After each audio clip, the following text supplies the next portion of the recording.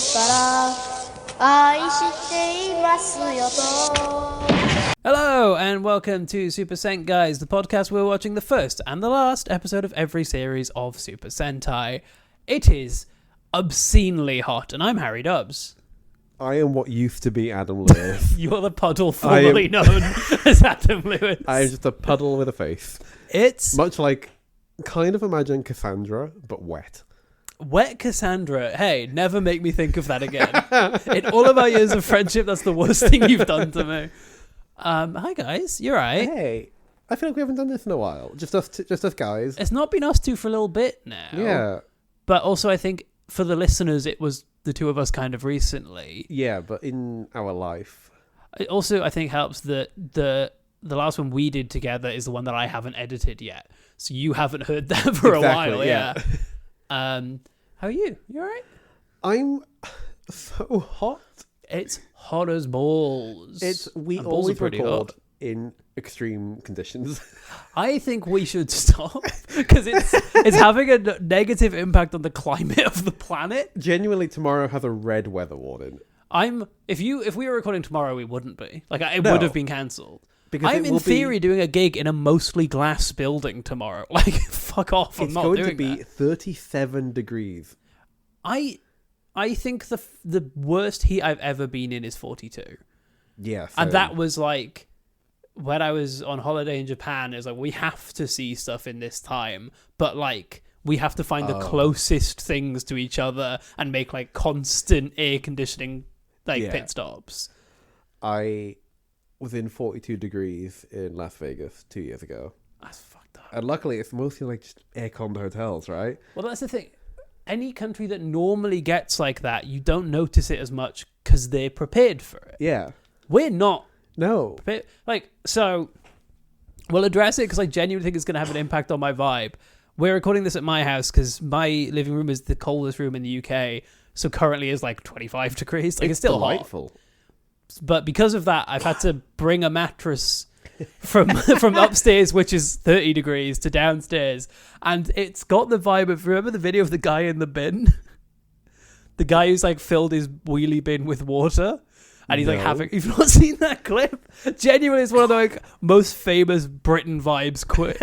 So there's a guy filming and he's walking, and this guy literally sat in his wheelie bin. I'm not going to make comments on his appearance because it's not necessarily his fault, but he looks fucking mental. But he's like sat in his bin, poking his head out, wearing goggles. And the guy goes, "You're in your bin." He's like, "And what's it to you? I'm allowed to be in my bin. What are you going to say? What are you going to do about it? You going to kick me out of my bin? You going to kick me out of my bin?" And he's like going at this guy. You've The got guy's a just point. like, "Dude, I'm not. Stop it." It's like, because the guy filming it, I don't know if beforehand he was winding him up, but in the video, he is not confrontational. He's just like, "I was just acknowledging that you're in your bin." He's like, it's my bin. It's my house. Who's to stop me on this hot day? I can be in my. I'm amazed you haven't seen Please this send clip. it to me later. I'll try. I mean, I'll say if I Google Britain bin man, it's 100% going. It's a guy where I'm like, this is a rare type of internet person where I'm like, I love your vibe entirely. If I met you, I'd hate you. Like, he's got the absolute best vibe for on a clip, and that's it. Far removed. It's always when you see like those people who blow up in a clip and then they have one interview after, and you're like, oh no, you're the worst. You're the worst person ever. Not what I wanted. I did see a clip of an interview with the succulent Chinese meal guy. Yes. Have you seen any of the interviews with him? I haven't. I've only seen the succulent Chinese meal clip. So there was a whole... I listened to a Do Go On episode about it, but then there were loads of other things where people were like, who is this guy? And they eventually found him. And Guy Williams, an Australian comedian, sat with him for a while. And it's great because he's just exactly what you think that guy is. And the clip I saw was like, so, did anyone touch your penis? And he goes, no.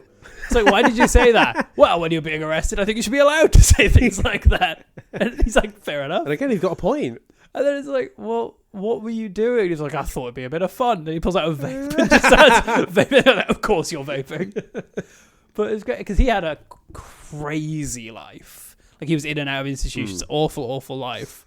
And then was like, This will be fun. Shouted his head off, and then apparently the second he got in the car, he went, "Well, that was enjoyable."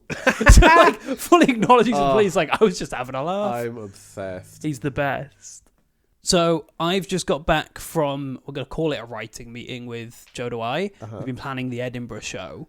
So this is good because Edinburgh won't have happened yet. No, this was coming out like mid-July, so it's getting close. We are running out of time. We need to, annoyingly, there's a heat wave at the point where we need to start recording more. So what we've done, you know how? So I'll do the fun format thing where I explain a thing to you that you already know because they don't know. You know how I do a show that you choose your own adventure? It's like a choose your own adventure show where the audience has to escape North Wales. You do that? I do that. It's crazy, you right? Do that? You've been. It's awesome. I think you said it was the best show you've ever seen. Yeah, I think so. Nice. It'd be fun to quote, I think you said it's the best show you've ever seen, quote Harry Dobbs on the post. It's actually awesome. Harry Dobbs at Adam Lewis. At Adam Lewis. He nodded. In brackets, he nodded, I swear.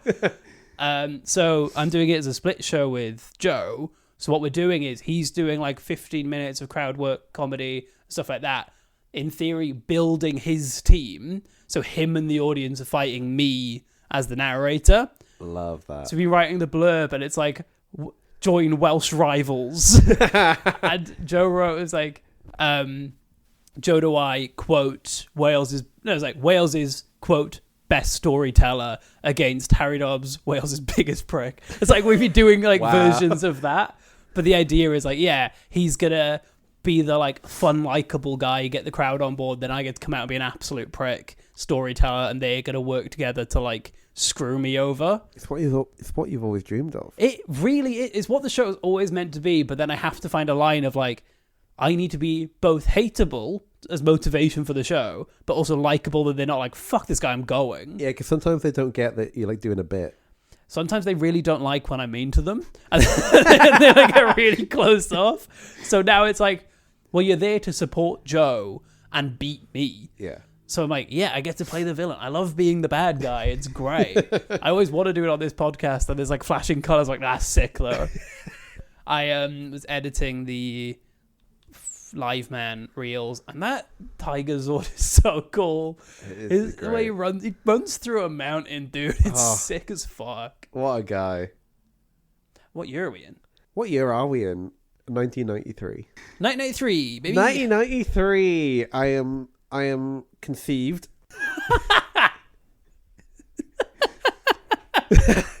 It took me a second to remember what that word means. Depending on who you ask, I am a human being now, or I am not. I reckon you're still not now in 2026, mate. I'm not sold yet. In entertainment, we've got Schindler's List, interesting movie. Jurassic Park, banger, Mrs. Doubtfire, banger, The X-Files, banger. Come Outside, Never heard of it. Pippin the Dog, Auntie Mabel in a Spotty Plane. Right, this is my favourite show. Oh no, he died in the heat.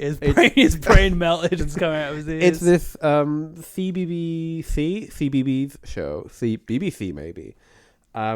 It does sound like you're having a stroke. To any listeners outside the UK, we have about 4 channels that are variations on the vowels B, the sounds B and C. Yeah, BBC, ITV, BBC 3, CBBS, BBC 4, BBC Bite Size. BBC Bite It's like, Size. why is it just sounding like an alien ITVB, language?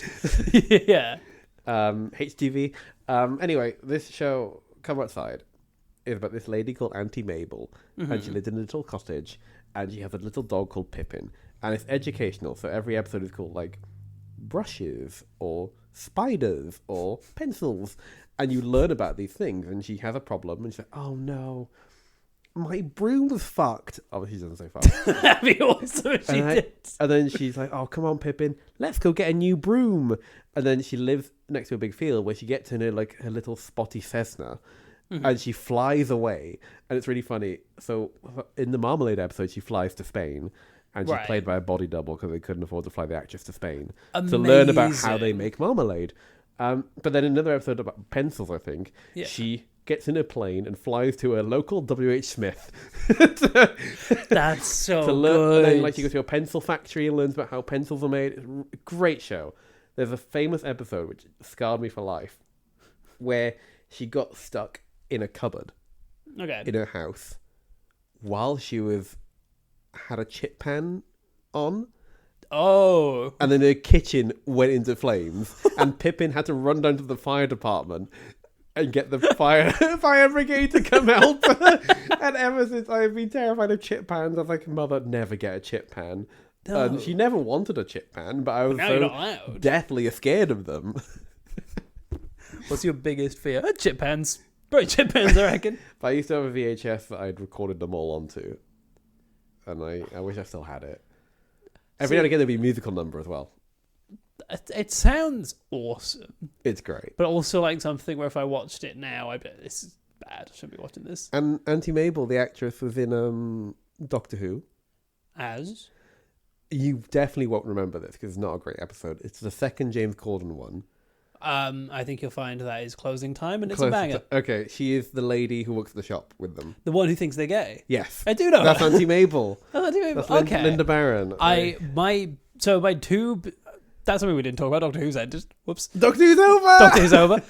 My two big Doctor Who hot takes is one, it's a terrible show, and two, I like both the James Corden episodes. They're rare bangers in an otherwise awful show that I love with all of my heart. Anyway, to get back to my list, Yes. QVC starts. QVC. The shopping channel. Oh, tell us about Love it, baby. QVC. I used to watch QVC. Want to buy a weird plate? Yeah, or like a Want to watch a man haunted doll. throw some Wii remote attachments to a telly? Yeah. That's a clip I know you've seen. And then finally, Power Rangers begins. Yes! We're here. And autism is invented. It is out there. They flood the system. People thought it was the vaccines. It was Power Rangers. It's mad it's taken this long. Like, we're quite a bit into this now. Yeah. And the thing that made us like it It's is only happening. just begun. That's so cool. And just imagining all those Americans watching Dairanger going, what are we doing? This isn't going to... No one's going to watch this. And they were wrong and then So really wrong. right. They got right later. By the end, they were Briefly wrong. they were bang on. I reckon they got good 2 years out of it. They And then got they just until the kept movie, going. and then the God, the end. that movie. Um, That goddamn movie. other properties or things, Yes. commercial product released. Action Man.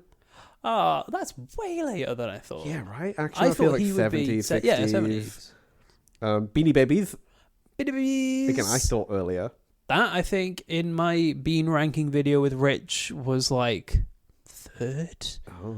Because the system was weird and The third Rich Bean. picked... I would have put it way lower. Fuck Beanie Babies. No time for them. Goodfellas Pizzas. I have one in the freezer. Me too. Might be having it as soon as you leave. Who knows? Who's to say? Earring Magic Ken. Oh, I love Earring Magic Yeah. Ken. Oh, gay rights invented. For about time. Power Rangers and gay rights same year. Just saying, just saying. Staples gets its first store in Swansea. Why? I don't know, but I used to love Staples. I don't know if I've ever been. Yeah, I know what Staples it's is. probably but- dead before you were born. Yeah. I mean, it wasn't, but so my mum used to, like, on Saturdays, obviously, before I could stay home alone, we have to go around all the shops, the boring shops. And then I'd be like, Mum, I want to go to Staples and look at, like, till roll and paper and stuff. And then she'd get really, like, moody at me. She'd be like, I don't want to go to Staples. I'm like, well, I've gone to Debenhams. So I think I deserve You've some done time your in time. Staples. You get Staples. I used to love Staples, looking at all the different, like, pens you could get and all the different, like, office chairs. And at It's no just point do they fun think I to might be imagine autistic. A little you looking at Tilroll like, do you think I'll get to use that one day? Like, your dream job has always been hospitality. You joke. I used to have a toy till, and I'd have all my little toy money, and I'd have, like, my little plastic food, and I'd make my parents come to my little cafe, and I printed out menus that I designed on Word, which I still have, because I can't get rid of anything. And I remember going to, like, Macro in Nangaru, which is like a wholesaler. I was going to be like, you don't need to tell what macro is, but you do. Probably to the There's audience. some listeners who don't know macro now. It's down the road from. It's just down the road, actually. Should we pop It's still there. look at the Macro? And you could buy, like, tills Right. like actual physical tills, like for shops. And I was like, Mum, can we please buy a till? And she was like, God. no, it's £200. And now I'm like, that's a lot of money. But But I could could buy buy a a till. I know what I'm getting you for your wedding. Oh my god, get me a till. That'd be so funny. Also, Please don't. I don't need any I more fully... things in my flat. No, I'm not buying you. I'm not spending 200 quid on a till. You for can you. just pull it together. Get all I of have your all my friends friends to buy me a to till. chip in for a till. Also, I fully imagine you making your parents go to your little shop while you're like 17. It's so easy to picture that. It was probably later than I should have been doing it. But God, I mean, we're still talking about Power Rangers. We can't say shit, mate. a new party has formed.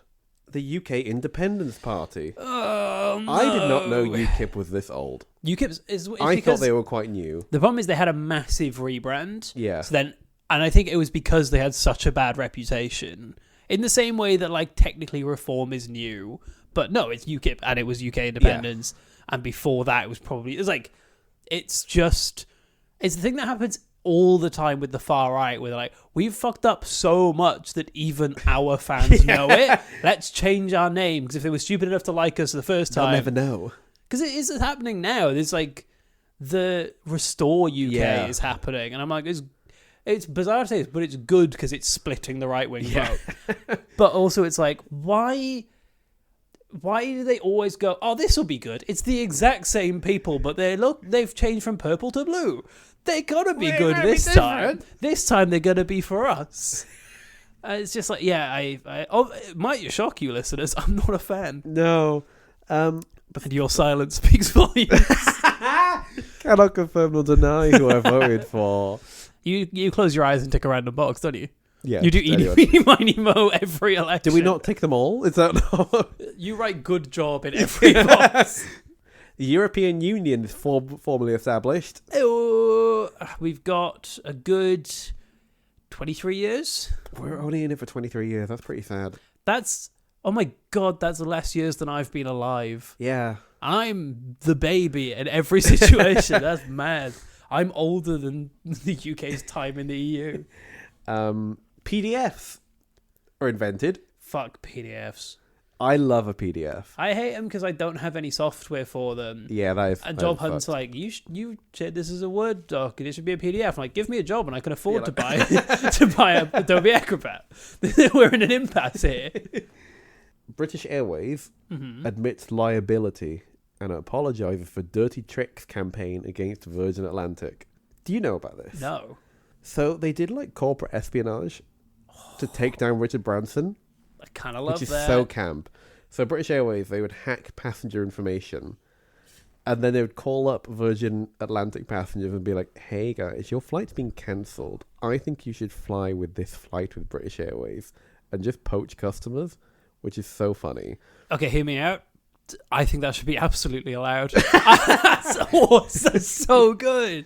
And they would like call Virgin staff and pretend to be other Virgin staff to get insider information. Yeah. And like they would fully like send British Airways would fully send people to like rummage through bins of like staff who'd spoken to Richard Branson. They were like so deep in it. And in 1993 they were officially being like soz. Did you ever hear about the eBay craziness that's kind of No. similar? So there was this is a loose memory based off a Do Go On episode. There was a couple in the middle of nowhere in America, and the wife decided, like, I'm going to have a blog that's about online selling. And it was just like any news story to do with any online site she would write a page about. She wrote like 2 articles that were like, eBay's doing some shady stuff that this other site has reported on. And the eBay CEO just went on the warpath and was like shutting them down, sending them death threats to other people, sending people to their house to like write things in red paint. And it was like the CEO, and was just like, lost their mind. It was like called like the anti-hate speech group within eBay. He like built this separate, like, I'm trying to think of the department to fuck over a random couple in the middle of nowhere who no one had heard of. And there was a massive eBay email leak Yeah. And it was fully him being like, they will fucking regret ever crossing me. Send everything. It was like, fucking kill them. I don't care. Oh my god! And this guy is still the CEO. Like, he's still in charge. This was like insane. 3 years ago. This was recent. God. No, I think it started in 2017. They're still in a court battle. This is a recommend. Listen to the Do Go On episode about the eBay scandal. It's fucking crazy. And finally, a nice note to end on. The Welsh Language Act received royal assent, which gives the Welsh language equal footing as English in the public sector.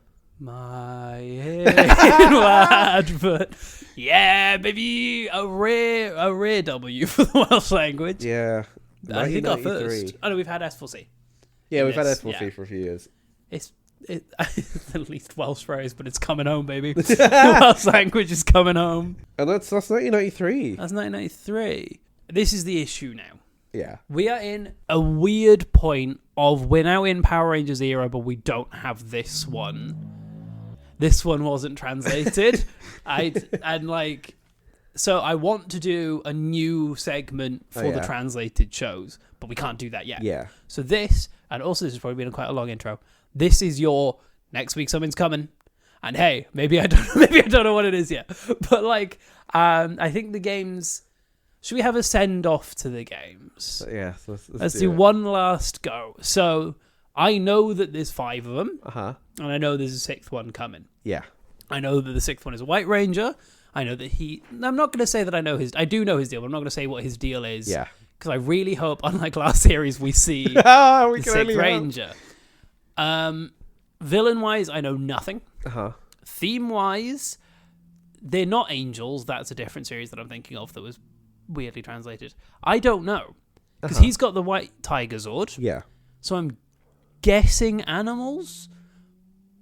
Do you know? Don't tell me, but do you know? Kind of. Okay. I think, from now on, the series I know the least about. Yeah. Because everything else is either translated or I know it's the one that wasn't translated for whatever reason. This one... Well, do you know the other Zords? No. Okay. Because that would have given you a clue as to what the theme is. No. I know all the White Rangers deal from Power Rangers, and I've seen a picture of the rest of the team, and I know the great thing they're going to do with the White... I know what the the White Rangers deal is, because for Power Rangers fans, we've got a Justin coming. Yeah. Do you know the colours? No, I don't know. Okay. I'm going to guess... I think I know that the gender split is 3 guys, 2 women, and then man comes later, a guy. I'm going to say red, blue, yellow, green, pink. Sure. Because we've just had black. The look you're giving me is that like maybe it's 8 red rangers and a white ranger shows up later. I don't know. This is the last one I don't know anything about. Yeah, we've really got to enjoy that, haven't we? And that's why I think we'll find a new segment going forward for the bit that I pretend that I've done work for, which is normally I guess things at random. What's in the hand? What's in the hand? I reckon it's going to be a big glowy orb. A big glowy orb? I'm going to start on a big glowy orb. Interesting. Because I want it to. Okay. End of thought. That's the games. What are we watching? Gosei Sentai Dairanger. Dairanger is... It's weird because of how this wasn't translated. This is the one that's name is easy for me to think. Yeah, right? Oh yeah, Dairanger is the one that the White Ranger's from, yeah. Yeah. I guess... Should I give some context to what this series is? For you. Maybe you don't know either. Well, I don't know what you could be saying. So, Power Rangers was the last series we just watched. Yeah. Mighty Morphin. Mighty Morphin was Dairanger. Yes. And next series is Alien Rangers. Yes. So Mighty Morphin was going to end at 40 episodes. Just adapting Dairanger footage, and they were just going to put that on syndication and just make money forever on that shit. Mm-hmm. Then it got really popular, so they refilmed the ending, or probably just redubbed the ending to not have the episode finish. And they cut out the bit where they put Rita, they sealed her back in the urn that we saw from Dairanger. Yes. They were going to use that footage and she'd go back in the urn. Okay. But then they just cut that bit out so the show can continue. But they needed some footage to tie them over. So they commissioned Toei to make new footage using the Dairanger suits and the Dairanger Megazord. Oh. Just like just as the suit actors doing shit. Yeah. And they put in requests like, hey, can you make the Green and Pink Ranger interact? Because obviously they are Tommy and Kimberly. Yeah. Can you make the Blue Ranger invent gadgets? So they just filmed a lot of like kind of random fight scenes with vague storylines that they give to the producers and be like, That's film this footage. amazing. Halfway through this commission footage that they were making episodes out of, they were like, but now we've got this new series, Dairanger, that started, and their Zords are pretty cool. Yeah. But this footage is pretty fucking weird. And also, we've got this big brand. Why do we want to change the costumes? We want brand consistency. We want to sell... We don't want to sell, like, a new Yeah, we don't want to idea. be trying to sell new stuff when they already like this stuff. Yeah, we can churn the stuff out. So they took the Zords... Who's from they? Sorry. The producers. Which, Toei or... American producers. Okay. Yeah, so Saban, the American producers, were like, let's take the Dairanger Zord footage Yeah. and mix that with the new footage that Toei have filmed with the Dairanger suits. Oh, that's brilliant. Like, So the Megazord... so stupid, but brilliant. So the Megazord fights are cut up of the monsters punching nothing to then cut into Dairanger footage of... So the monster and the Megazords never interact because they're from two different series. Sometimes in explosions you see the wrong Megazord. And they do that for like 15 episodes. And then eventually they start filming like their own ground fights with American footage. Yeah. And then Megazord footage will be the Dairanger monsters and the Megazords. But also, for some reason, they did not receive most of the Dairanger monster suits in America. Right.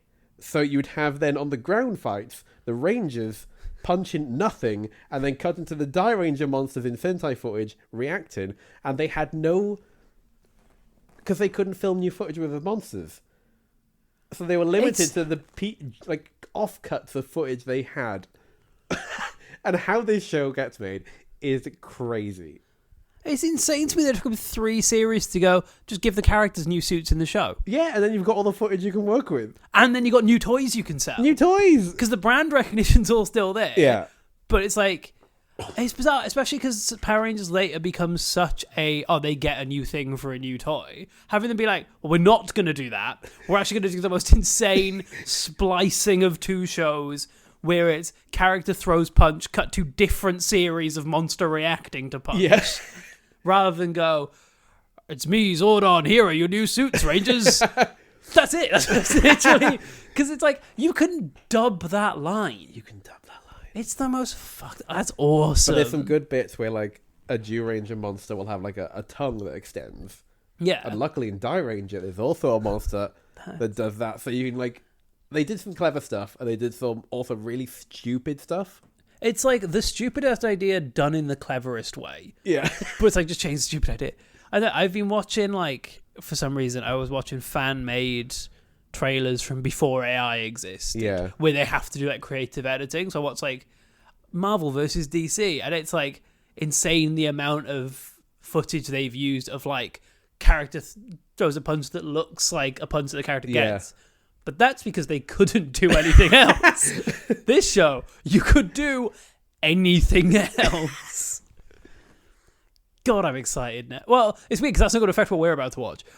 But it's still mad that they did that ever. So would you like to know what episode 1 is called?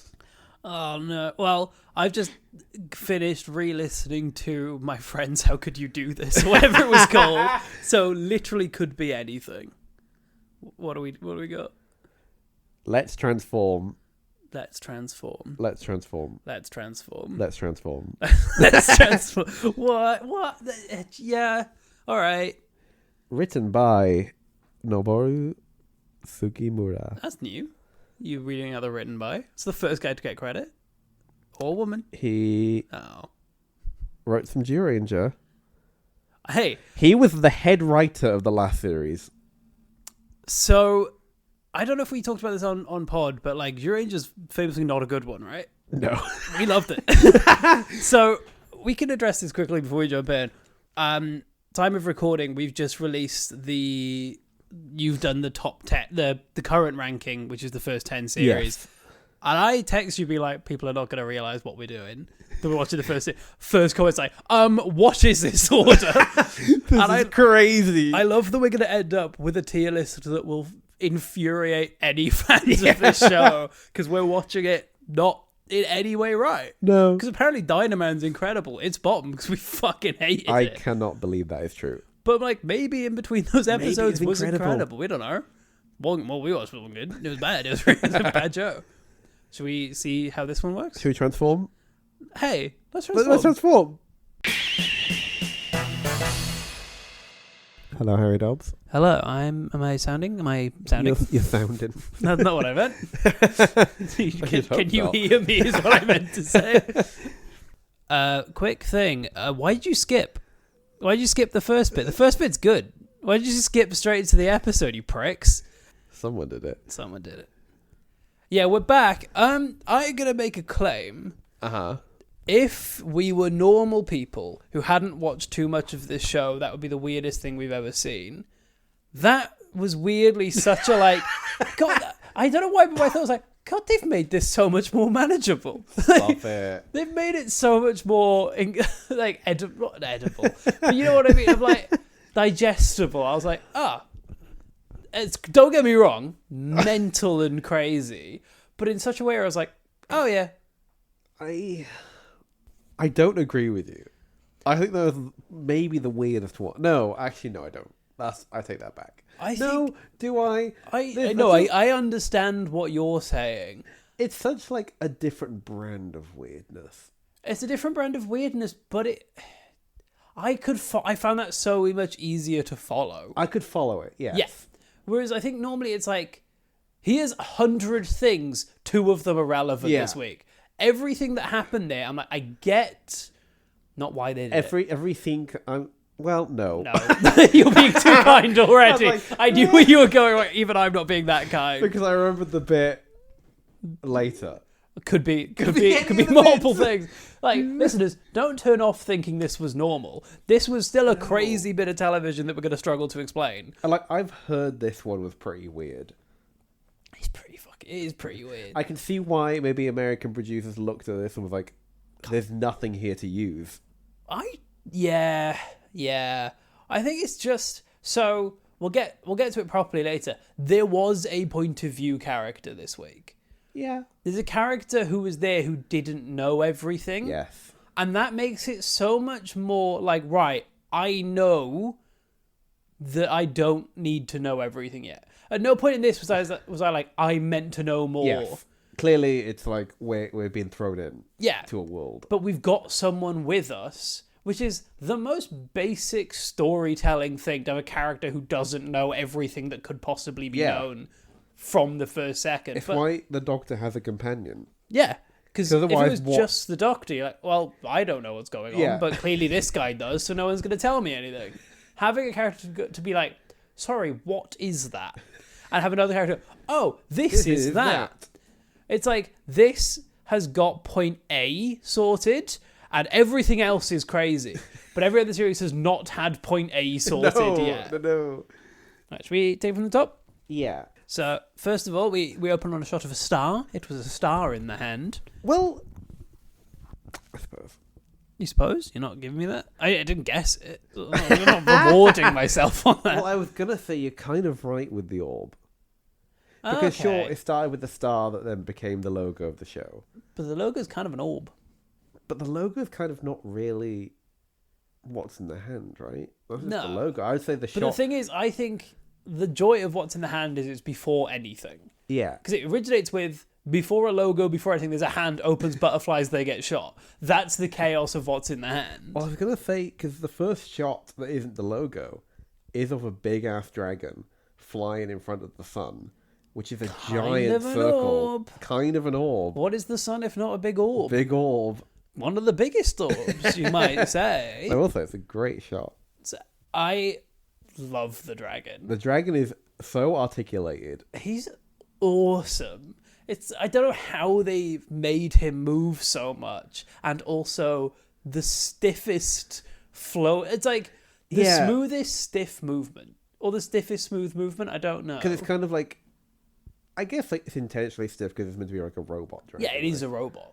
But I'm like, how did they get that much dexterity on wires? It's so cool. It It must have been, looks. like 10 people It feels like there must be puppeteering it. 10 puppeteers. Yeah, it's awesome, but But to get crazy. that rhythm is crazy. I love him, and he like shows up quite a bit this Yeah. week. So I'm like, fair.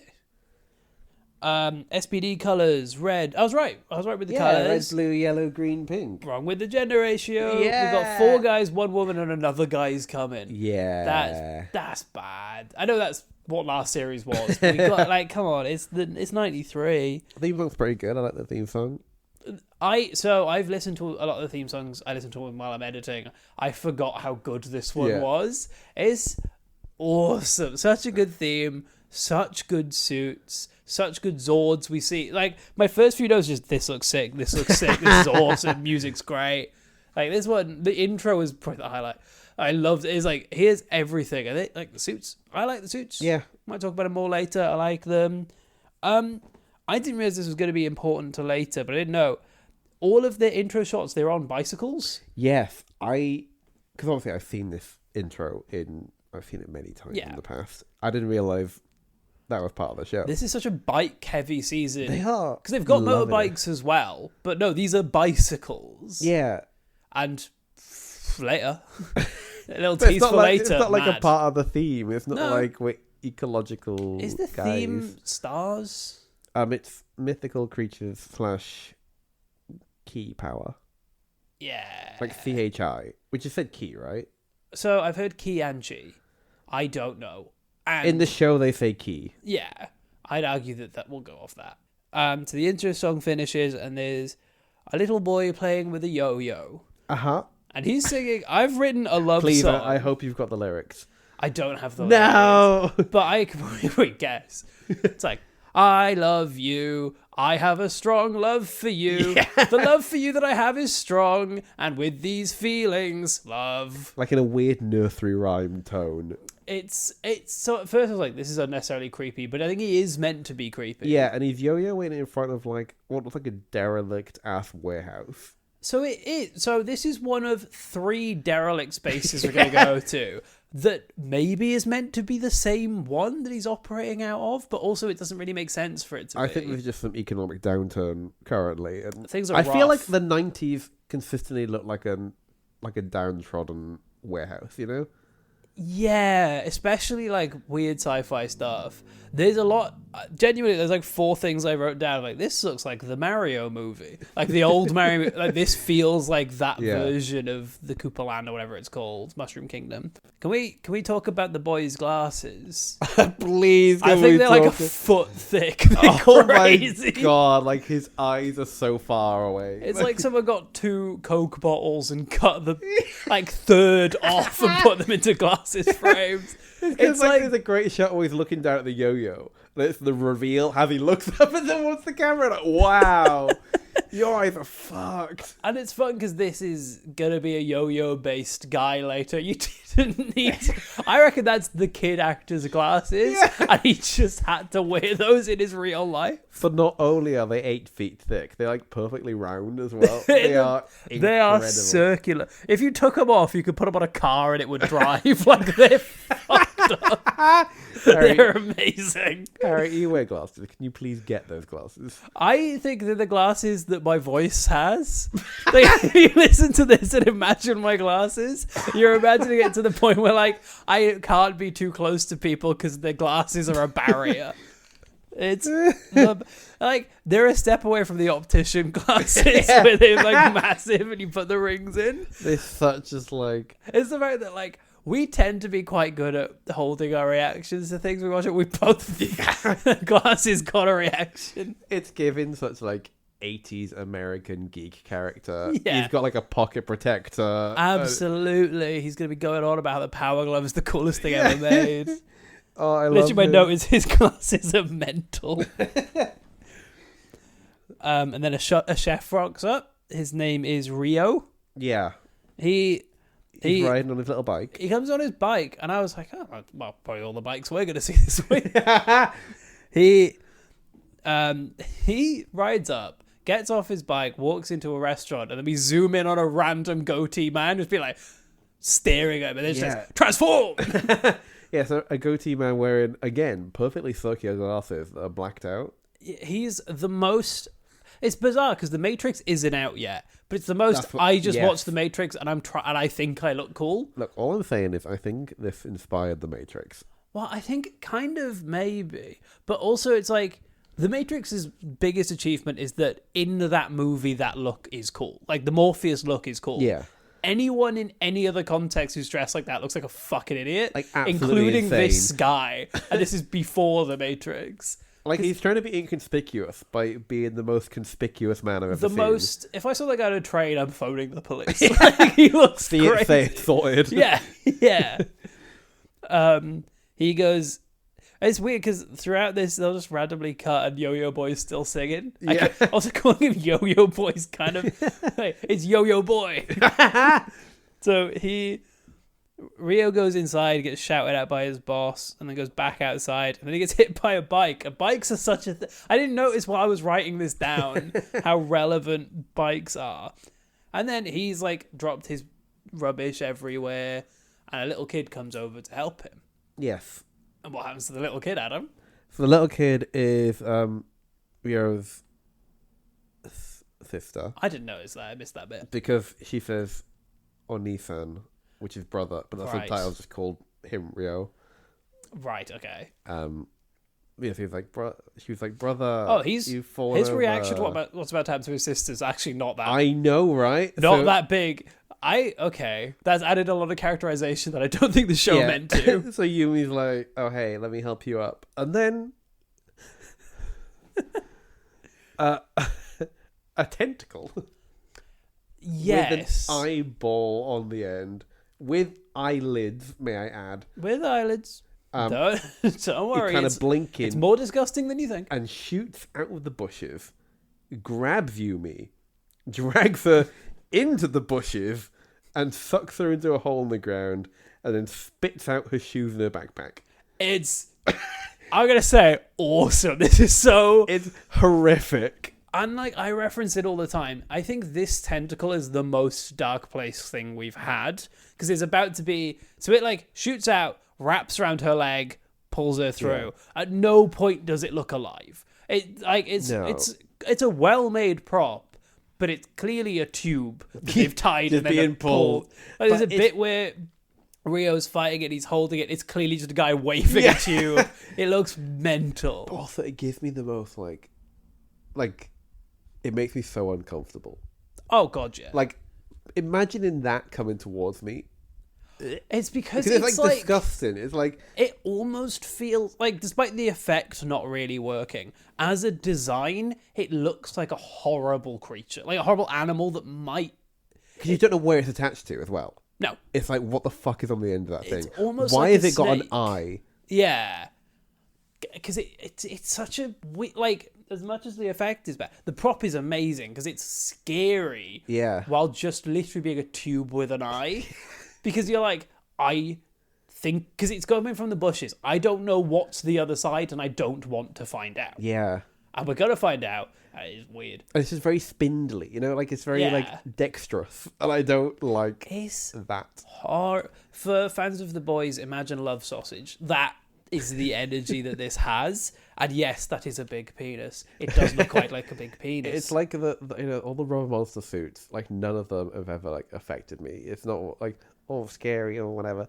All monsters in Doctor Who, it's like, Yeah. the kids are frightened. No, I don't give a shit. A tentacle with an eye on it? It's fucking horrible. Horrendous. So- What happens now? I don't know.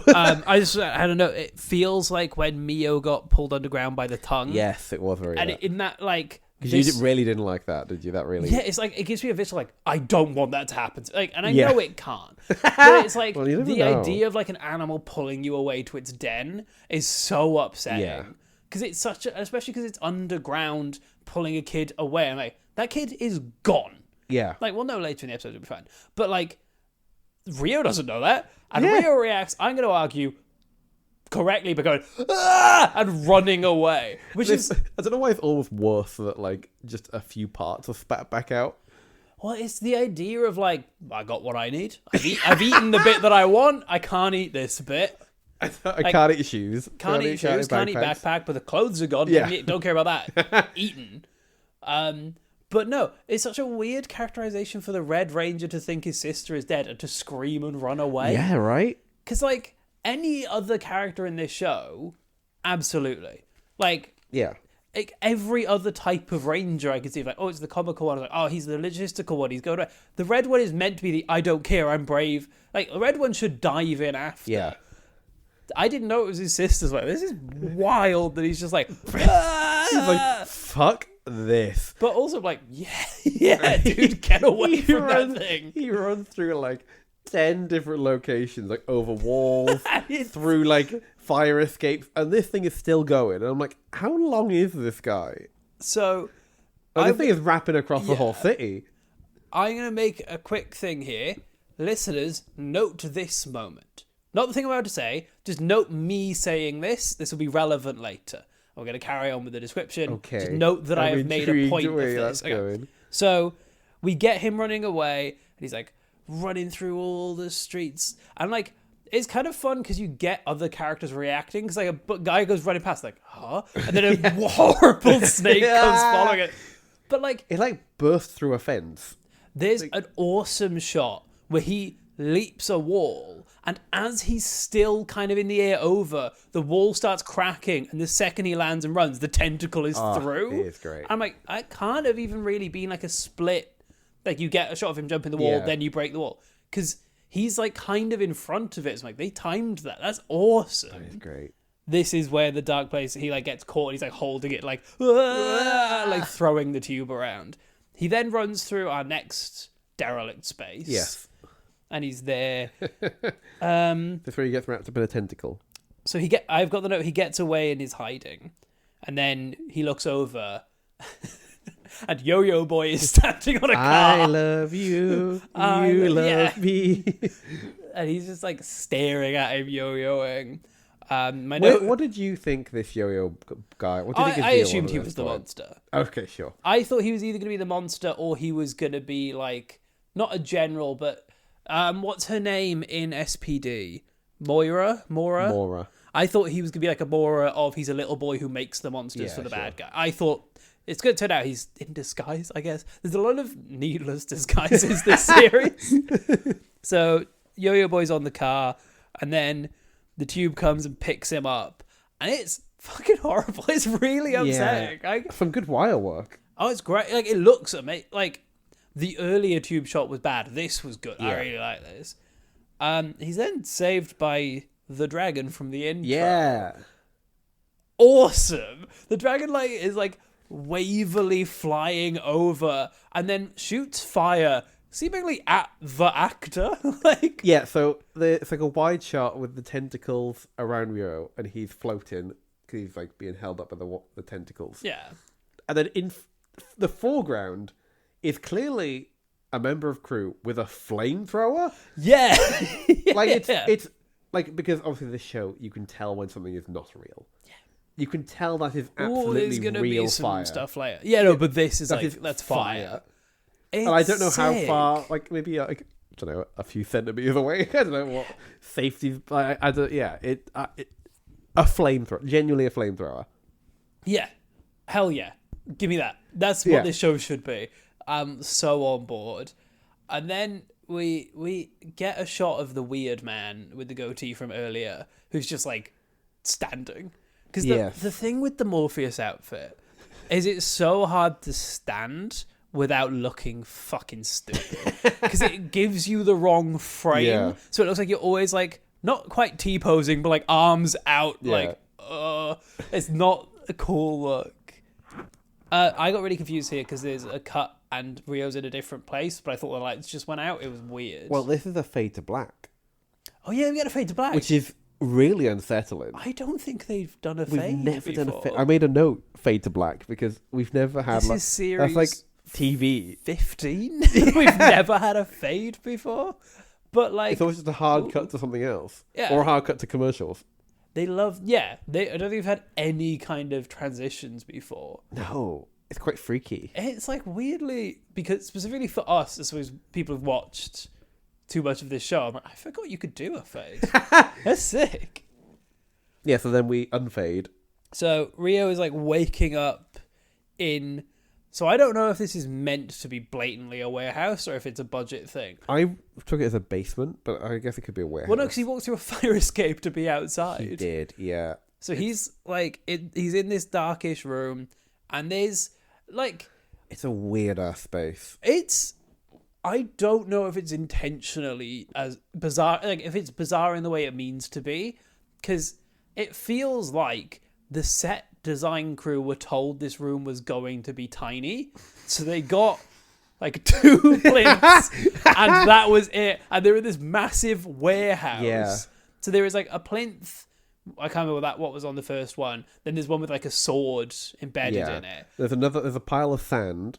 Oh, that's it. Which is like the sand is coming down from the ceiling. It's and like just dripping down. It's like you're within the sand timer. Yeah. But there's no glass. It's happening. And 4 cardboard boxes. 4 cardboard boxes that look like they're like from your local high school theatre department. To be fair, we're going to learn that this is a newly set up base. Maybe he's still moving. Maybe he's still unpacking, yeah. He's like, oh God, the red guy's ready to...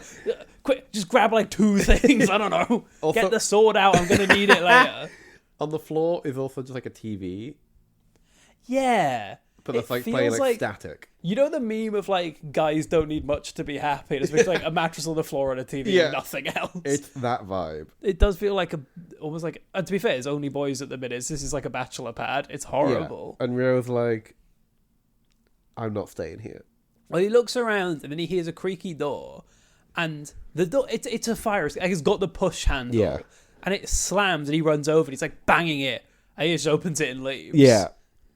And then he goes into another room. All these rooms are very dark, so it's hard to understand what's going on, really. But also, like, put this stuff in the big room to fill... well, the big room's really empty. The big room. So he goes out and he's in, like... It looks like...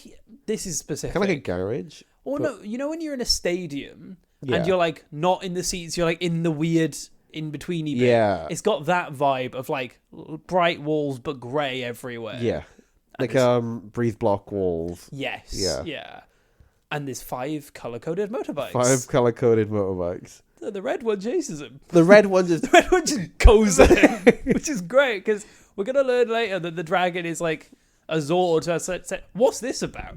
Yeah, to the bikes, because all the bikes are kind of like, almost as a human would, they like sit upright. Yeah. But they just sort of like move into action but don't move. But the red bike goes at him. So he runs outside. Yeah, and is immediately hit by a car. Yeah, which is awesome. So he's been hit by a bike and a car today, Yeah. and a tentacle. He's having a bad day. The 3 genders. Then this is maybe my favourite way they've introduced Rangers before, because he's looking around, and then there is like, oh yeah, he's fine by the car, by the way. He's over that. You can normally assume the character's over a thing as soon as it happens. He's already over the death of his sister. This guy doesn't care. He's looking around. There's people. There's a lot of people. He's in like a busy area, and there's a really cool shot that is very similar to what I did when I made a horror film, with like lots of people milling around and one person just like dead-eyeing you, and it's so unsettling. This is one of the Rangers. They introduced them like horror villains, because there is like a music like dun, and then he's looking around. Dun, there's another one. Looking around. Dun, there's a third one. Yeah, it's like I've written 3 intense men. And they are like kind of pincer attack him. staring, like walking towards him, and then he like goes to run and they speed up. They're horror villains. It's weird. And cool. they just grab him and just start taking him away. Yeah. And what I find really funny, right? So they take him all the way back to the first room that he escaped from. They clearly walk past the motorbikes. I love that they're carrying it. The red one's still going. They're like, stop. They're like having to hold back the red motorbike. But like, at no point during this kerfuffle is a single word exchanged. So that was my note. So you remember when I said make a note? Yeah. That's the last time anyone has said anything. Since that time in this recap, everything's been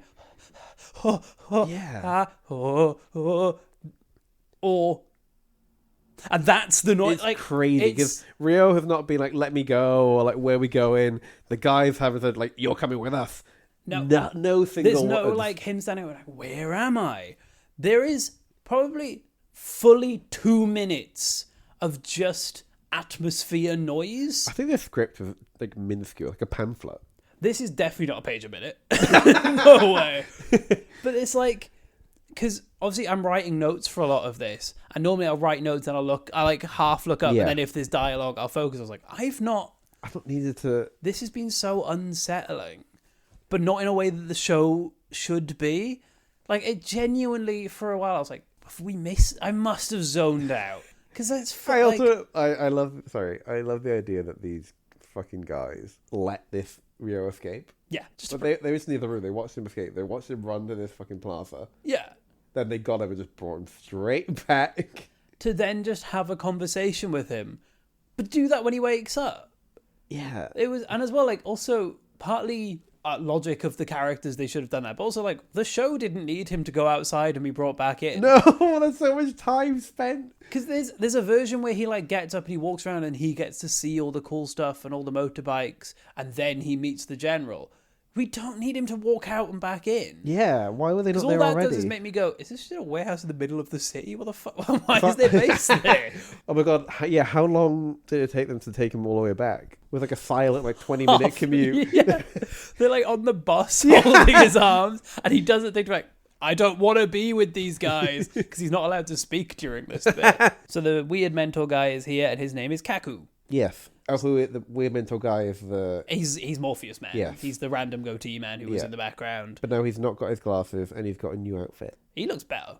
Yeah. Hard to look worse. But he's in, like, I don't know how you describe that outfit. It's cool. I like it. Like, kind of like a martial arts robe Yeah. kind of vibe. He's got some strange vibes. He's a guy that I don't want to talk to in a bar. He's a guy who's gonna He's be very like, intense, isn't he's he? intense, and I think he would be like a religious nut. Yeah. He would be like, "Oh, so have you been saved?" That's the energy this guy has. He says, "If it was not for me, if I had shown up a moment later, you would have died." So I'm guessing he sent the dragon. Oh, okay. Because he did nothing. Meant. Yeah. Or the dragon would have killed Red and he had to hold him off, I don't know. But this is when we find out that the villain's name is Baron String. Yes. Which is kind of great. Kind of love Baron String. Baron String. Yeah, so Baron String is what the tentacle is attached to. That's the guy whose tentacle it is. Yes. And he is from the Gorma. The Gorma. Which are the bad guys. And this is rare for the show. We learn that the Gorma were put away 6,000 years ago, and that's it. Yeah. Don't meet any of them. We don't get a montage. No, sorry. We also learned that they're terrible fiends. Oh, that's more of an opinion than a fact, though. That's a matter of perspective. Also, I would love to one day make a timeline of when all the villains got locked away. I would love to do that. Because we've had... There's so many lock-ins. But as well, it's not consistently getting longer. No, it's just because we've had some jumping about. I've been thinking of May's description of before the Lord our Christ. Well, to be fair, this is before Christ our Lord. This is before Christ our Lord. Yeah, massively before. But I don't remember how much was it Tube I forgot in 5-Man. Tube. No, 5-Man Dairanger. No, Tube was 5-Man. I thought Tube was Mask Man because I thought because Tube is Mask Man. Okay, because they're the underground ones. Who's Zone? Oh, God, Zone might be 5-Man. Zone, I think, is 5-Man. So who are Turbo Ranger? I think they're a tribe, aren't they? I think they're like the Gozma. Gozma. Gozma tribe is someone. No, is Gozma Changeman? Do we need to do this? There is one of those songs that has the word Gozma in it, but I can't remember which one. Okay. Who knows? Basically, but I love that last series it was like 300 million or something. Oh yeah, last time was a long time ago. And it's such a like 6,000. That's nothing. That was yesterday. Because this is not a show that does continuity other than they're also these guys. Yeah, and that's it. They don't care about anything beyond that. I would love. And like, I don't know if I'll bother, but like making at the end of this, like, here's all the groups that there are operating at the same time, and here's all the villains who are in different locked away things at different times. Okay, I love a good spreadsheet. Maybe we could do a spreadsheet. We can figure it out. I was gonna say it gets kind of messy when Jetman's in 1990X. Oh yeah, but that's also a year ago. That's a year before Dairanger, which is in 1992. Like, it doesn't matter. In the same way that SPD's in the future, but when we want them next series, they just They are just are here. there. It's fine. This is when he's like, to beat the Gorma, you're gonna need chi power. Yes. And Red's like, I don't have that. And he goes, no, you do. You do. And it's got such an energy of like, when your manager tells you to do something, I'm not trained. He's like, yeah, you are. You are. You're fine. You'll figure it out. You'll be fine. That's what I've written. God, this effect Master sucks. Kaku blows Rio away. Just Kaku blows Rio. Because it's like, the way they show chi power, Kaku holds his hand in front of Rio's face, and we cut to what is clearly the actor standing in front of a not that powerful fan. Yeah. Because he's like getting an ear on, he's like, whoa! But his hair's not blowing that much. Possibly a fire extinguisher. Because Like, there's a a lot blast of it's smoke. a very visible smoke. Like you can see the air being blown here. And he's just like, that's incredible. And then because he gets fully blown over because he's like sat on the floor against one of the cardboard boxes. And Kaku like picks up the sword, is like, buddy, you're gonna learn chi power. And is this when the other Dairangers turn up? They're in the room, but they've not three said boys. anything Yeah. yet. They say something after the sword. Sure, yeah. So I am very confused about this. Uh-huh. Because Kaku holds the Just this? sword. Yeah, everything else has been fine. He like force pushes it at Yeah. Rio's head, and it like embeds slightly to his left. Yeah. And then one of the Rangers goes like, oh, well done, my guy. What did he do? He dodged it. Did he? He didn't move. He did. He moved his head. I He tilted like slightly. I don't think he did. I think he was okay. He did. But that's not chi power. That's moving your head. Well, I mean, if he like fully like dodged out the way, it's like, I well, thought he I was can gonna do like that. But like because, force blast it, or like I wasn't sure if he was meant to have moved it so it hit to I mean, the maybe left. that was also. But they've made it very clear that the chi power is you wave your hand and you blow air, or you morph into a Power Ranger later. I think if he like jumped out the way, that's not really chi power because I can jump out the way, but I can't like slightly dodge a knife. I reckon I could do that thing he did. Okay, let's retry it. If so, you need to learn the force first. We'll add that to the Instagram. Is Adam throwing a knife at Harri? If we get 100,000 subscribers, I'll let Adam throw a knife at my head. That would be a great finale. Okay, no. This is genuine because it's not going to happen. If at the end of this podcast our Instagram has 1 million followers, I will let Adam throw a knife at my head while I try and dodge it. And then we'll see if you have chi power. Yeah. Either I have the mystical power of chi from Dairanger, or I have a knife in my head. It's like the witch trials. If she thinks she's not a witch, but we have killed her. And if she floats, she's a witch, so we'll kill her. But also the idea that because we're both uncoordinated, I somehow do find out I have chi power, but I dodge to where you actually threw the knife. So I just headbutt the knife. It's like, wow, that was impressive. Whoa! But it's a shame that he might be the only one with superpowers because he is now dead. Honestly, I could probably throw the knife behind me before I threw it at you. It just wouldn't happen. The fun now is I'm going to be trying to tank this podcast. So during, so Rio dodges the knife. And he's like, oh my God. And the other Dairanger, the 3 boys who abducted him, they're like, oh my God, you did it. You have chi power. And over this scene is playing the theme song, but like a pep rally version. Yeah. Like trumpet and drums. It's kind of marching band vibe. Yeah. It's quite cute. I do enjoy, his name's Shoji, who I think is the Blue Ranger. Perhaps. So he's the first one to go over. He like puts out his hand and is like, hey dude, that was sick. Just stay out of my way. Yeah, and we don't get really much about these characters. So there's like key items we've got, right? Yeah. So Shoji is wearing like a baseball jersey. Shoji looks sick. I like So he's kind of Shoji. a cool guy. Shoji looks like he could be dressed like that now. Yeah. And it's And like I'd buy that's it. kind of come back in fashion. And then there's Kazu, which is unfortunate we have a Kaku and a Kazu. He's dressed in like a brown suit. Yeah. So he's probably like the boring one. Normally my favourite. And then there's Daigo, who is like just in a coat. He's not very. Yeah. He's the third one. Yeah. Who I think I don't remember. But I appreciate that they've got like there's costume choices that gives you a hint of like what their character's going to be. Yeah, it's like they've thought, what would this person wear? Not what outfits do we have in the cupboard? And maybe it just happened to line up. What outfits do the actors have? That they just Yeah, wanna what bring? did they show up wearing on set? That's their outfit. To be fair, I do enjoy Kazu's line is like, buddy, like, give us a chance though. And like, as if he's like, oh, go on, mate. Go on, mate. And it's like, at this point, he's not said no. So like, Oh yeah, actually, when it's the roll call later, they all say their names. So Shoji is blue, Joji's blue, Kazu's Kazu's yellow. Daigo is green. Yes. So blue is like, buddy, you're sick. Don't get in my way. Then yellow's like, come on. And then I think green's like, yeah. Because they don't have enough time. Daigo gets the least. They out needed of this. 2 minutes of silence. How could they characterize these people? Also interesting that the baseball guy is kind of like abrasive one. I kind of like him. And the guy in the suit, who should be like the straight-laced, boring piece of shit, is like, come on.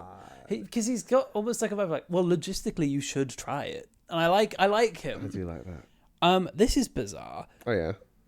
The mentor's like, hey, thanks for joining. Soon there'll be another one. And then there is. I don't get, because we don't get explained this time. They're flying her in? Yes. This is one where I'm like, after we've done the finale, I'm Googling what this character's deal was. Yeah, they're importing her. They're importing her, but we know nothing about these three or how they joined. And I'm a staunch believer in they don't have to tell me episode 1. No, please don't. I kind of like that I'm like, we're flying one in? Of like, yeah, cool. Yeah, so we cut to... An ad break. Ad break. Ad break. Then we come back from the ad break. And we're now in like a sepia tone world. I forgot this happened. With there's some big silver balls in the sky. Yeah. Like huge. Like gargantuan. Yes. Big balls. Like floating in the sky. And there's a lady looking at the balls. Yeah. Whose name is Gara. She is wearing like this little leather shower cap. And like a leather trench coat. And I have a fun fact for you. Oh. We know this lady. We know this lady? Not the character, the actress. It's Dr. Mazinder. This is Dr. Mazinder? It is. Why? She's in a second lesbian role. They brought back the most lesbian I've ever seen character and made her gayer. Made her kinkier. It's awesome. The note I've got is she looks like if a woman cosplayed Bowser from that Mario movie. Like, she's dressed fucked up. And then I wrote... She's dressed fucked up. She is dressed fucked up. And we're going to have a quick cut just to establish how disjointed this scene is. We quickly cut to another woman wearing a hat and then we cut back. We'll get to her.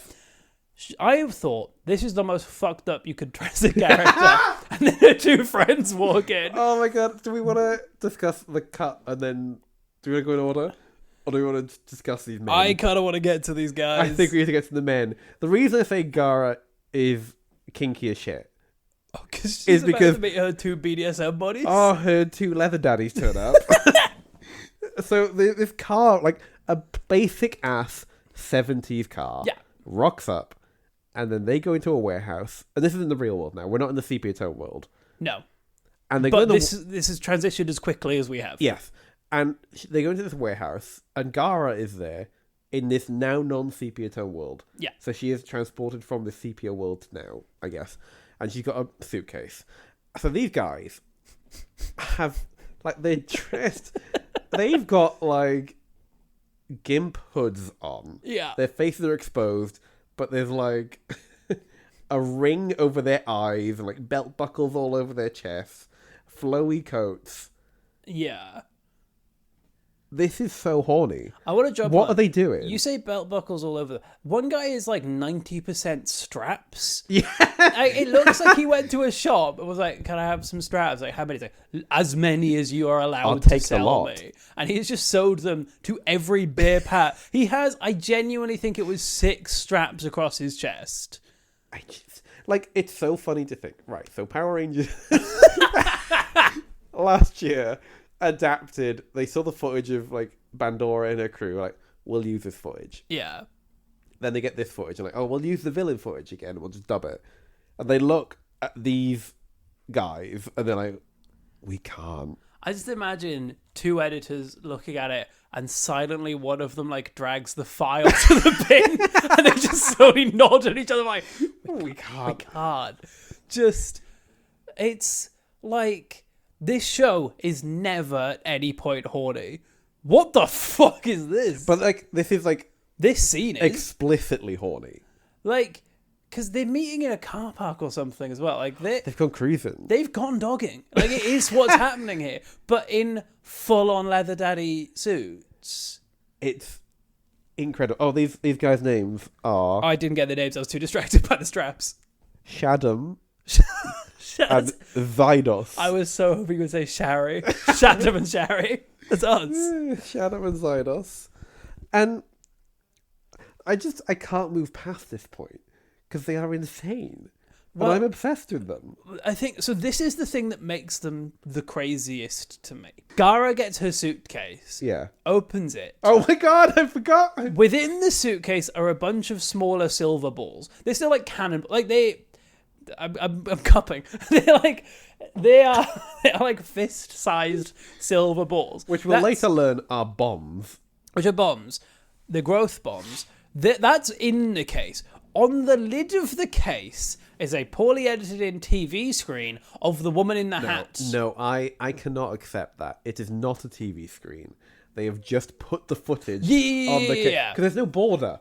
No, There's no border of like a screen in the case. They just yeah. put the footage on the case. they have dragged the footage. I know they don't have Da Vinci, but it's like when you're resizing on Da Vinci, like, I will do something to this later. Yeah, I'll put a screen in there. But it's the screen of the woman that we've just seen, and then we're going to use that to transition into the next scene. I need to establish, we do not see these guys again. No. They're not in the rest of it. They don't say a fucking word No, to each they other. don't. They got no lines. They rock up in their straps. They open the suitcase. They are not in the episode anymore. We don't see the sepia tone world again. No. We don't see Gara assume come these from are the sepia Gorma. world to here. They just appear. No. They must be. Imagine they're not the Gorma. Imagine they're They not just- in it. We Google it later. They had one appearance. It's episode 1. I bet they had like zero appearances. We Google it. They don't exist. We They watch were the like, episode "What?" again. They're not there. They had a joint hallucination. These guys are mental. I love them. I love them. It's the fact that the next scene is the scene I've been hinting at that's crazy. This scene, when I said that this was easy to follow, I forgot Yeah. this had happened. So, between the scene of the sepia tone world and this warehouse scene, there is a scene of a lady watching a plane, and she's wearing like, is it a bucket hat? Is that what they're called? It's a bowler hat, Bowler hat. I think, because it's Well, like it's flappy, right? Like the Oasis hats. I'm just miming a hat. Because bowler I hats think are it's- stiff, right? Yeah. It's got like a floppy bit. What did you say? A bucket hat. It's kind of between the two. Yeah, she looks like a child's interpretation of witness protection. Yeah. Like you put her in big sunglasses, a big hat, no one will find her. It is that. It's almost like this is the look that will become the MCU sunglasses and baseball cap look. It's like this was step 1. So then after this warehouse scene, My next note. we were in the city, and this lady is still in her glasses, her big hat, and she's dragging a suitcase down the street. Mm-hmm. And she passes a group of just like youths on cycles. Yeah. Like maybe like 10 of them, right? I want to address. So I saw a couple of people on bikes. I thought this was meant to be, it's just the city. And I was like, there's fucking like 12 of them. Why did they get 12 extras on bikes? And we're going to learn why. Yeah. So yeah, she passes them. She doesn't even like look at them. She's like, it's a city, innit? When they pass her, they go on for a little bit. And there's like close-ups of the wheels turning around. And the cyclists come back. Yeah. And they break. They They break. all start honking their horns. And I was like, are they about to like catcall her? No. She turns around and then they go on her. Again, no noise. No. No one. She doesn't scream. She doesn't say like, "What the fuck are you doing?" The youths aren't like be like, "Hey!" Like, They're just like all dead silent, dead stares, and then she just runs and is being chased by like a crowd. It's like not like normally when I say like a group of villains, it's like 6. This is full. Like I reckon 12 minimum. Yeah, so there's a absolutely. swarm of bikes chasing her now. She's like running away, then she goes upstairs and they have to like stop and swerve around, and she gets to the top. Oh, and they're there, and she's like running through a tunnel. There's a really cool bit where she runs and some of them like turn down some stairs to cut her off. Yeah. Then she's running down like there's like 3 sets of stairs. She's running down the middle ones. Then they start like cycling down the side crazy. ones. And at this point you've got like 6 with her. That as she gets to the bottom, 6 appear and like block her. Yeah. The stunt work is insane. Incredible. Why? And then at that point, they're all circling her, and they're also like they do like wheelies and like slapping her in the face with the bike. They're like trying to hit her with the bike. She's like blocking bikes. It's awesome. She uses her chi power to just the cheap power. like leaf blower them away, and they're like, this is both the coolest and craziest shit they've done. Because why? And then I love it because the 4 boys rock up like, what the hell is going on here? Clearly they've been told, I'll go pick up your 5th mate from the airport, and they find her being attacked by 12 youths on BMXs because they're like stunting at her. Yeah.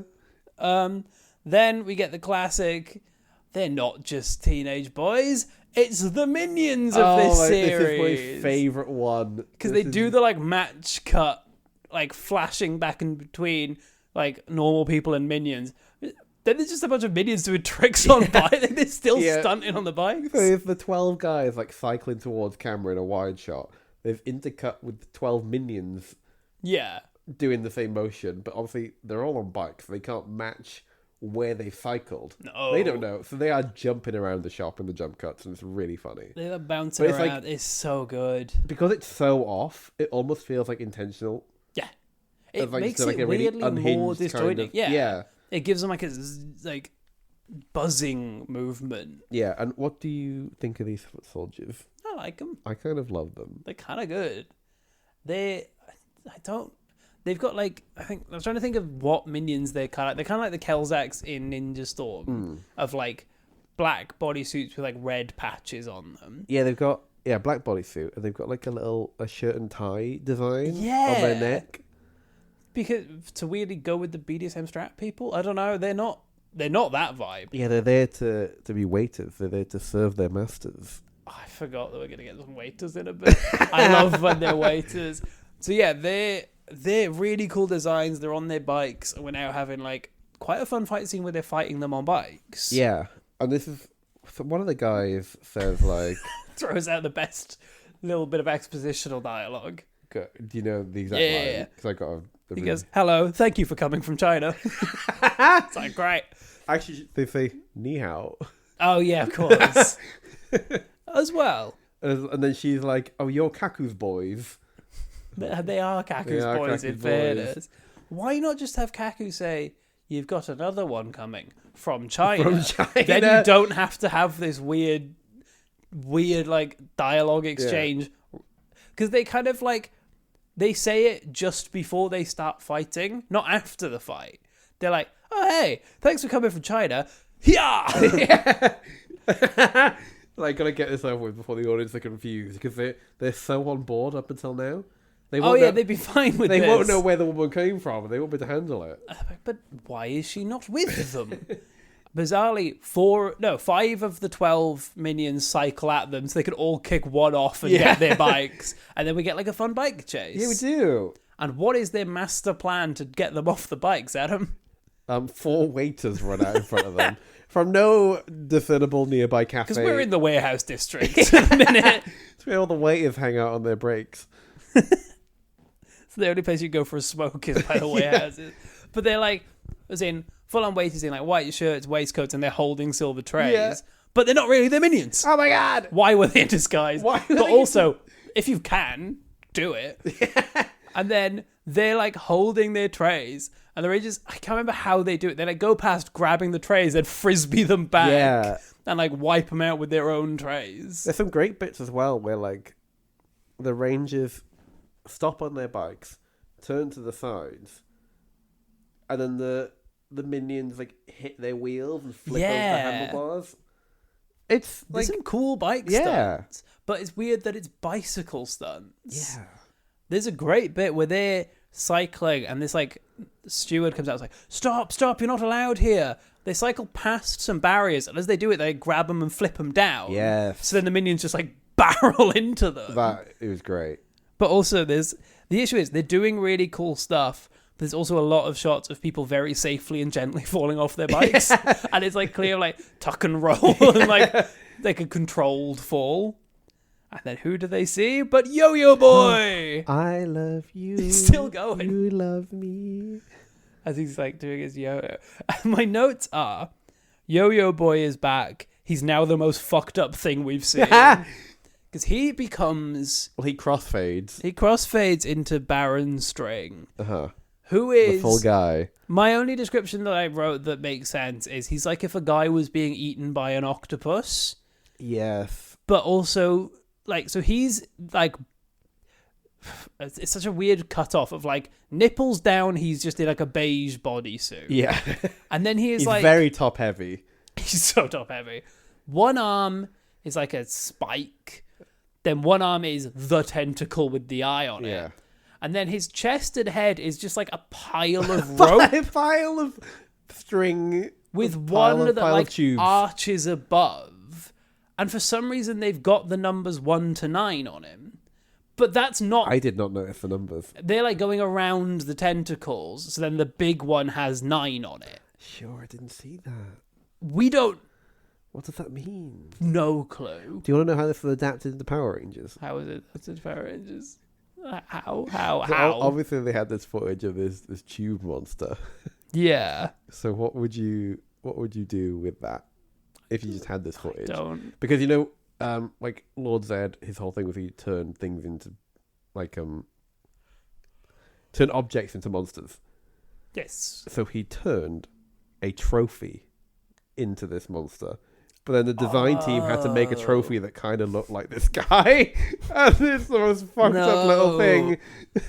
You're not allowed to do that. But also awesome. You mentioned on the last episode you thought Lord Zed would be appearing. Oh yeah. He's an original American creation. I between episodes I remembered that I did know that because he's the most fucked up looking one. Fucked. He's like skinless. Yeah, he's like a muscle suit, like muscles as in the interior muscles, not like muscly. But also I'm like, that is if you got someone who doesn't know what Sentai is, like, look at all of these monsters, make one that's the scariest one. So it does kind of work. Doesn't work with Rita because that's such a different vibe. He's just starts beating him up a lot. There's a really cool shot where he gets 5 tentacles around all 5 of their necks, then lifts all 5 of them up. Because that's like 5 wire rigs. It's so cool. Great. Is this where he says, "I love you from the bottom of my heart"? Missed that. That's awesome. Because he's still kind of like invoking the child's energy a little bit. Because he throws out like I'm Baron String and I'm going to get you all. Yeah, and he says, "Come on, baby." I forgot he says, "Come on, in like baby." an American accent with like, the words "Come on, baby." Yeah, in English. Yeah. Come on, baby. He's kind of great. His theme song is the Imperial March from Star Wars, note for note. Yes, it really. He's fighting this dun dun dun dun dun dun dun dun. And I'm like, I know that. This is '93. Everyone knows that song. You're actually not allowed to do that. But also, like, it's a sick song that in no way matches this guy's energy. It's not the same vibe. I think this is where you went a bit like, oh no. Because his spiky arm can also become a tentacle. Yeah, and that was starting to go at Rio. Yeah, and he's like flapping away at the guy. So then he's got all 5 of them, and he's like lifting them up. He's like, I got you all. And then Red goes, wait a minute, what did that guy say? Chi power. Yes, I now have a 2 morphers on my wrists. and they morph. Yeah. So they morph, and what I like is they have like a morphing call, but they get a bit of it each. Yes, they all say a syllable. Yeah, so rather than like, I shout thing, I shout that thing, then Pink's like, oh yeah, and I'm also shouting this. It's like, yeah, it's like a sentence that builds over the 5 of it. I didn't write down what it was. But like, it's like a cool It is really good. joint team phrase that is like a good sign, which is great because I guess Pink got that emailed to her. It's like, learn only this Just half that of word. a word. That's all we Trust me, need. you'll know. And then they glow and they morph, and that breaks them free of the tentacles. Snaps the tentacles. Yeah. Awesome. And they jump over to a very much not abandoned warehouse. A different place. Different place. They jump to a different district. Yeah. So they can pose on some stairs. So they pose and they do like, this is our deal and we're ready to fight. And this is when Baron String goes, come on, Come baby. on, baby. He's great. Do you want to discuss the suits? I like him quite a lot. They are really nice. I wasn't sure. So the first time I saw them, I didn't love the white vest. Yeah. Kind of is great. I do quite like it. Yeah. The helmets are awesome. Yeah, they've got like gold patterning. Yeah. They're very intricate without being cluttered. Yeah. They're able to do a lot visually, but it's not noise. It's like it all flows really nicely. Yeah.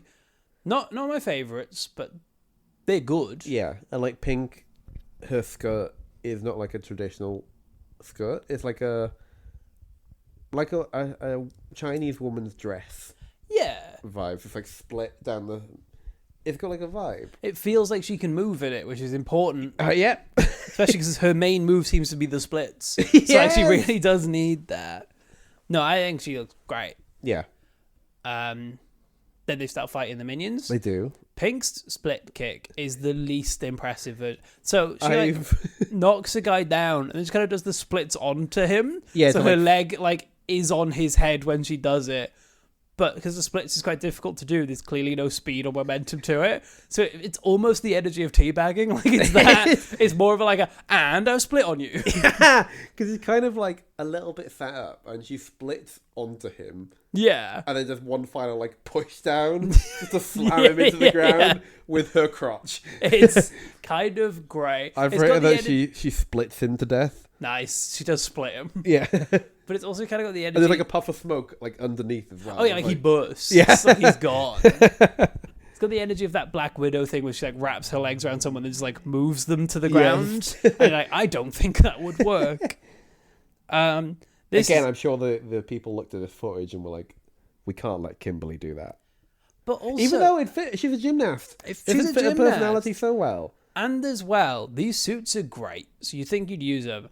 And you kind of get to give Tommy more to do because the green one's one of the main ones.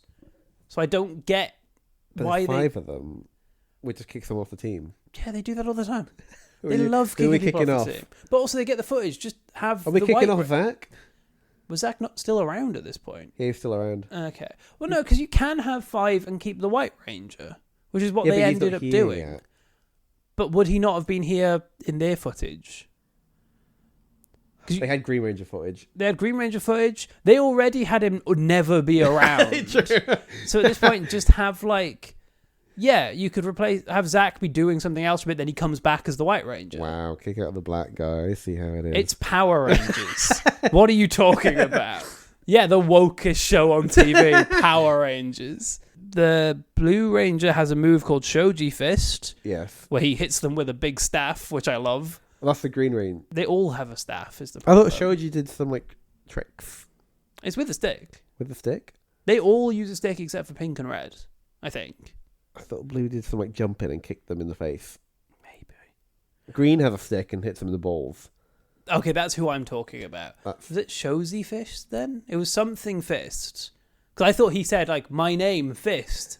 Shishi Fist. Okay. Because he's Shishi Ranger. Okay.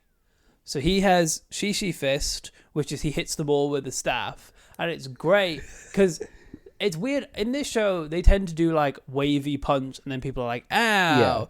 Yeah. It does look like it hurts to get hit by that staff. Right? And then I say this is cruel and unusual punishment. He moves the staff to be between the one guy's legs, and then just like repeatedly whacks him in the balls. And like it's like he goes up and then like bounces it between the legs and up again. And there's a great insert of the minion going like, ooh, hand over the face, like, oh golly, that hurt. I'm like, dude, either he has no balls because he's a minion, or that's the most painful thing he could have. We could get into the genetics of these. But the thing is, normally I wouldn't think about it, but I'm like, there's something there that hurts to get hit. Yeah, are they grown? Do they repopulate? I mean, there's nothing there. Isn't that their skin? I think that, well, based on their bosses, I think those are gimp suits. I would say every minion we've had before doesn't fuck. These minions fuck. Like, I think they seem like, you know, when in a movie they're like heaven is like super pristine and then hell is like a BDSM club. That it feels like they're from this version of hell. Yeah, right. Religious These are hell. Like the staff in hell. They're like the waiters at the hell orgy party. They like. Oh my god, they are. If you got these outfits and cut the crotch out, you've got outfits for orgies. Not that we need them. I know what we're cosplaying as. Yeah, with the crotchless minions from the Gourmet. Where we get that invite to Power Morphicon. I like how this is both our best and worst effort to get on about this podcast, because like we mostly talk shit about it, but also if we frock up in 2 morph suits with our faces covered, cut so our balls are out. And like, because like these villains are not like, they're not any, like, I mean, the minions, out of context, you wouldn't understand what that is. Fuck no. It's like, me, as a Power Rangers fan at Power Morphicon, wouldn't look at that and be like, oh, you're the minions from Dairanger. It's still like a little They're at the wrong convention. Yeah. They're at the wrong hall. Yeah. Some next horrible BDSM things happening over there. I want to watch this entire show. I want to know for the leather daddies. I want to know what Gara's about. Yeah. Mostly because, as established, she's my biggest crush. And now she's turned up in, like... She'd be like, you like this, Harri? I don't like that. I don't want to be addressed. It's like, she was in the campest outfit, and now she's in the horniest outfit. If she comes back, I'm gonna have a heart attack. Like, whatever the next step in her evolution is, it's gonna fuck me up. I'm obsessed. Where are they gonna go with this? I don't know. I just got to the note where he hits with the dick a bunch. I was gonna say, about the whole thing of like, is it skin, right? Yeah. Or are they wearing a costume? There's a horrible bit in Ninja Storm where the Kelzaks, the minions, are kind of like morph suit minions, and you know, if you don't think about whether it's their skin or not, there's an episode where, as punishment, Lothar, the main bad guys, makes his generals wash the Kelzaks' outfits. Oh yeah. So then the Kelzaks are like unskinned from their suits, and they're being washed in like an old-timey barrel. Yeah. And the Kelzaks are just stood there in like bright red morph suits. So like, is that what their skin is? Like bright red? They're like bright red, horrible guys that then put ninja suits on. Yeah, and I don't like that. But also, I don't know. I feel like ninjas don't get to pass because Lothar's deal was so confusing anyway. Yeah. He's like a luchador ninja who breaks the fourth wall all the time. I'm up for him to be like, no, we don't need consistency. I think if fucking Grum did that with those you'd be like, what weird crybots, because it's different with the robot ones. So yeah, I get that. These guys, I'm like, they could be anything under there. And I don't. Right. All we know is that they canonically have some genitals. Don't know what's going on there, but we know it hurts to get hit there. It's more evidence than I ever wanted for that case. Well, we need to move on from this. This is haunting. So I've got no notes now until Red fights String on his own. Perfect. All of this, perfect. I actually haven't got many notes either. Okay. So Red starts fighting Baron String on his own. I think Baron String's like, this is the legendary fight. It's like, you met today. Brand new. He's got hype man energy, but for himself, like, well, he's he's my favorite type of villain, which is villain who loves that they're having a fight. It's always my favorite. Yeah. Like, Bandora was kind of that, but she more loved being evil. This guy's like, fuck yeah, there are people fighting me. Yes. I'm so hyped. And based on the vibe of everyone else, like, I'm so fucking hot right now. He's horny for a fight. He is. Red drops his weapons, and I didn't think to note that until... No, right? I didn't either. Oh, who cares? But he drops his weapons, and in like a weirdly strategic move, String uses tentacles to like hold him away from them. And I'm like, that's a thought that the villain has had while fighting. We never get that. Sadly, this is the series where they have the Force. So he just forces his weapons over and kicks the shit out of him. Okay. Do you want to play a game during this? I wrote down the name of the move that they do. 1, 2, 3, 4, 5. There are 6 words in it. Okay. How many do you reckon you can get? I could get one of them. Yeah. Go for it. It's not heavenly, because pink kind of says a lot of heavenly stuff, but it might be heavenly. Heavenly Dragon Fist. You got 3 words left. No. Oh, wait. No, left. Oh, I thought I was going to In your guess. Like, that's how long this is. A Heavenly Dragon Fist. Energy, power, fire. I know the last 3 aren't right. But you got 2 words right. The Dragon Heavenly Fist. is the first Heavenly. word. And then fire is the second. Okay, no dragon. Do you want to take any more guesses? You got Heavenly Fire. Heavenly Fire. Chi. Heavenly Fire, Star Lighting, Blaze Destruction. What is that? I would not have got that. Because A, it's not their vibe. Rolls off the tongue. It feels like 3 different moves. You got Heavenly Fire, Star Lightning, and Blaze Destruction. Blaze Destruction on this one is sick. Blaze Destruction's awesome. And like Fire and Blaze link, Heavenly and Star kind of link, then Lightning and Destruction are kind of separate. But Heavenly Fire, Star Lightning, Blaze Destruction as your first move is too much. I can only assume that it really like rolls off the tongue in Japanese. Oh, in Japanese that's probably beautiful. Yeah, like Probably, a poem. It's a haiku. It's long enough. It could be. Also, this is fucking great. This, I think, is genuinely my favorite thing they do in this show. So I'm being ironic, but also not really. So they do Heavenly Fire, Star Lightning, Blaze Destruction. And then the previously silent narrator comes in and goes, they do a move that channels all their chi energy into a big strike that kills the monster. The narrator's going to be quiet for the next minute. Never would have guessed that that's what the move did. But also, if only we had the narrator. Oh, wait. It's the idea that, because all of this is dubbed, they were like, are they going to get what's going on here? Are they going to get that they've killed the bad guy with the big move that they do? Because obviously we've given it the most descriptive name of Heavenly Fire, Star Lightning, Blaze Destruction. How much more can we do for these idiots? I want to theory that the narrator is the only thing that speaks. You think, okay, and these cyclists turn up. I'm going to keep referencing Dark Place till you watch it. Dark Place has DVD bonuses, which is in-character commentary. Love that. And one of them is with Matt Berry's character, who gets annoyed whenever he's not on screen. So there's a scene where him and the director are watching it, and his character's talking to the main character. His character leaves, someone else walks in, he goes, and who's this? And it's just like, he's like, what's going on here? I don't get this scene. I don't know. I don't like this episode. And that's kind of the energy this narrator always, who is this? What are they doing? Who's Mio? It's like, you imagine like your dad has walked in on you watching a show like, what's going on? Who is this?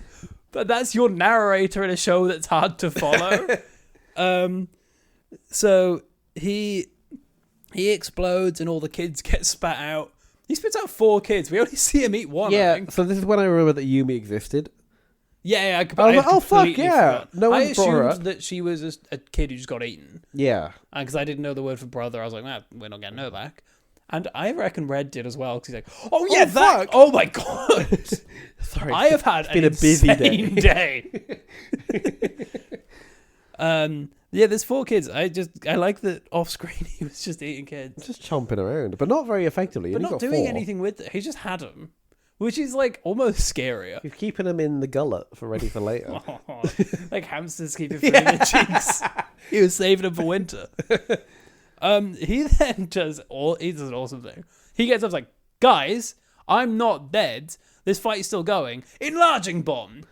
Oh, So great. the enlarging bomb is one of the silver balls from the Yeah. suitcase. It's very grenade because it pulls off like a... But so imagine like a proper cartoon bomb with a string, but you pull the string.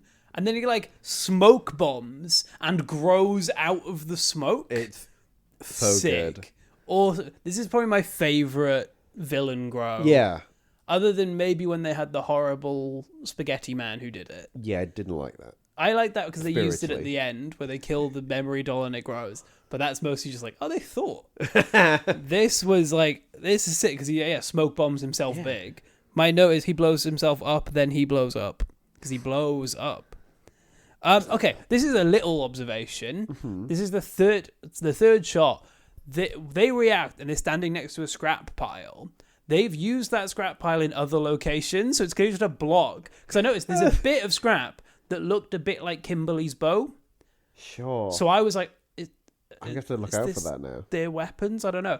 But it is clearly just like a block of scrap they Just have. load it on the flatbed and just bring it over. And it's because it's like in the exact same bit of frame Yeah. every time where I was like, why? I'm obsessed with that. There's another spreadsheet idea. Yeah, how many times does the scrap pile Find the scrap pile. Because it's in this episode 2 or 3 times, I think.